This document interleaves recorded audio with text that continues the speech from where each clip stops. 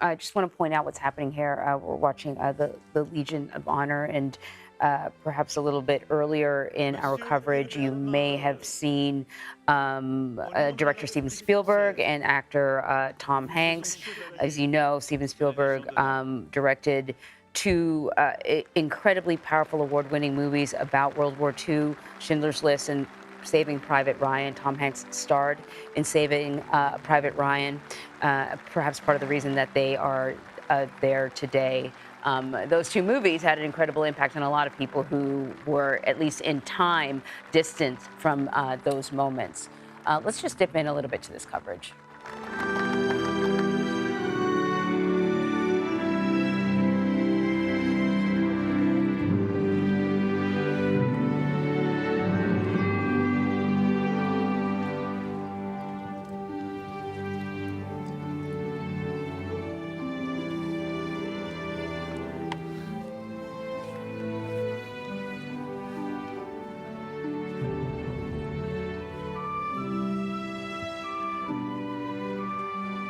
Monsieur John Wardle, au nom de la République française, nous vous faisons chevalier de la Légion d'honneur.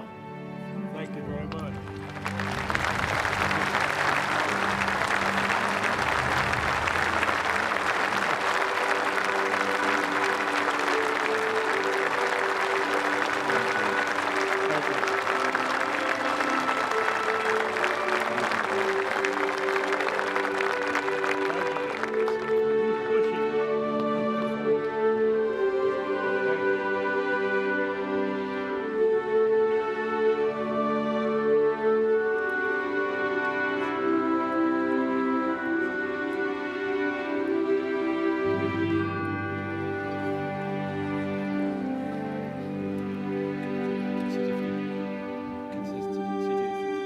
No, he wants to stay. He wants to stand.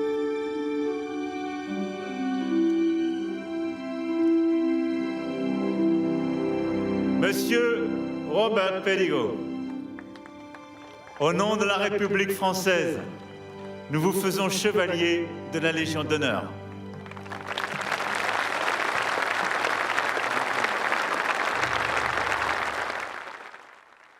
Elaine, I want to bring you in right now because you had mentioned this award that several veterans, American veterans, were going to be receiving from Emmanuel Macron. Can you give us a little more insight? This is the highest honor that France can pay to anybody, whether they're French or foreign. These men are being made Knights of the Legion of Honor, and they're getting that for eminent merit in the service of France. Now, this is given only to a handful of foreigners, and other veterans have received this on other years. It is very much a thank you from the heart, from France to these men. And you can see how it's very important to them too. They're many of them in wheelchairs, and they're doing their absolute best to stand up to receive it. Some saluting. It's a lot of dignity here, a lot of pride, and clearly a lot of respect from France, as well as the gratitude and the love that they have been showered on from France, because these were the men who 80 years ago helped to free this land.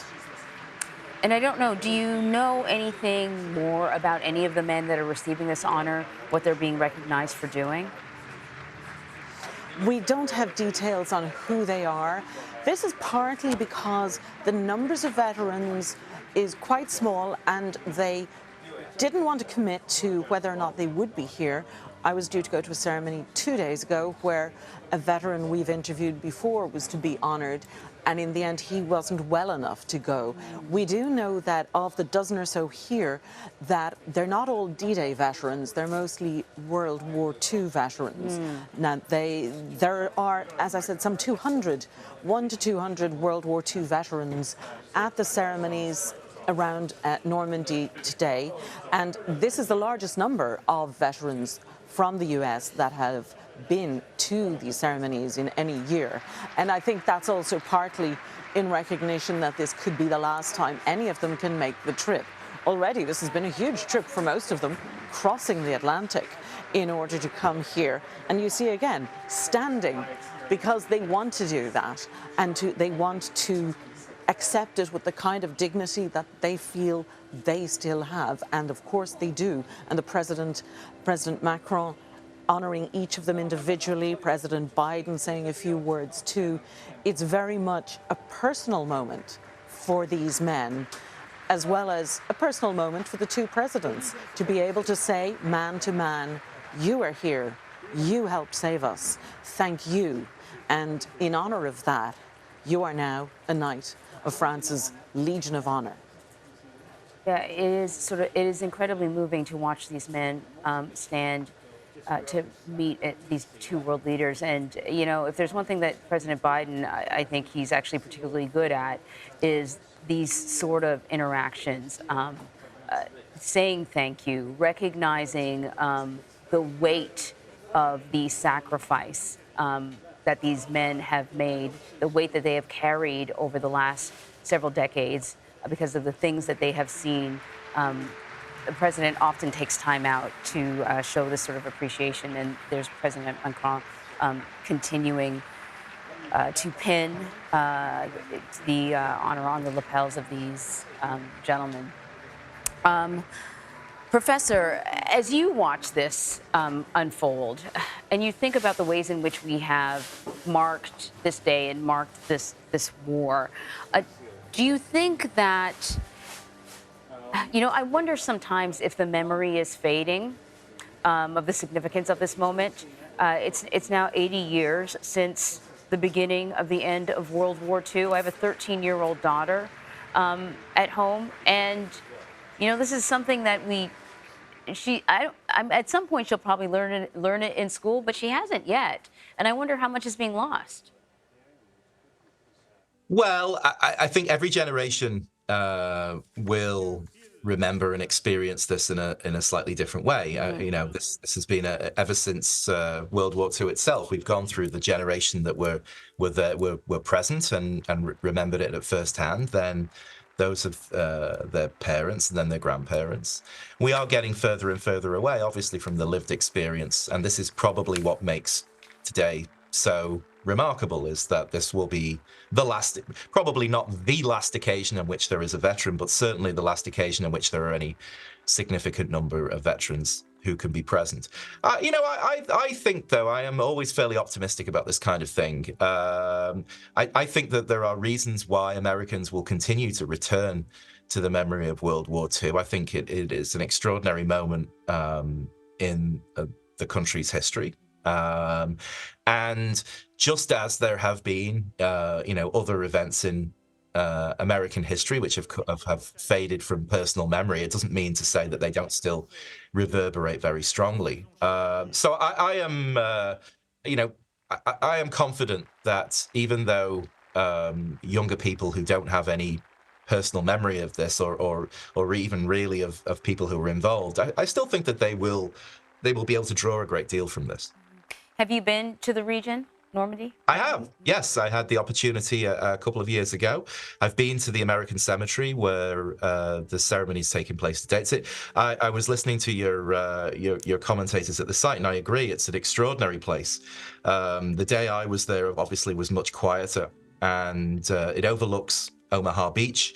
It's a very, very moving place with this extraordinary arrangement of the gravestones there in the symmetrical patterns, and it's very quiet. Often, as I say, on a day like I visited most days where there aren't many visitors, it's very contemplative. And then to actually go to the beaches themselves, I've been to Omaha Beach, which again on the day that I was there was almost empty, just a few local kids playing and things like that.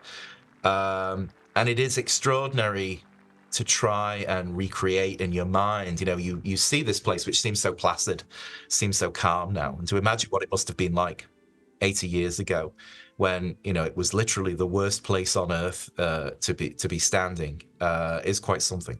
Yeah, I wondered about that because people describe it as beautiful and serene, and I wonder with somebody like you with such knowledge of the details of that day, whether or not you could see it when you looked at the beaches now.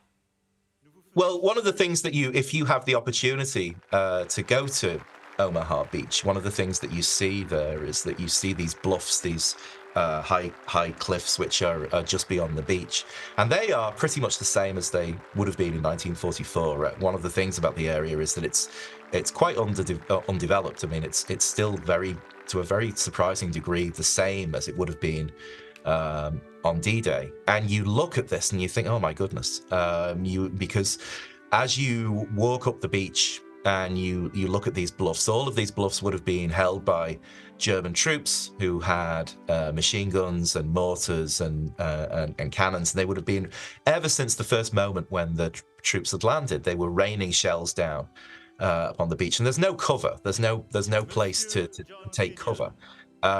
It must have been a terrifying experience. You wonder how anybody managed to get off there alive. Yeah. Elaine, I'm going to ask you sort of the same question because I know you've been there as well. When you look at the beaches and try to sort of recall what we know about that day, what is it like? It is so strange, Anne-Marie, because the beaches are so long and there's usually at low tide there is a lot of sand before the sea. And some days in summer, there are just tourists there are children playing on the beach, and you have to remind yourself of what it was like.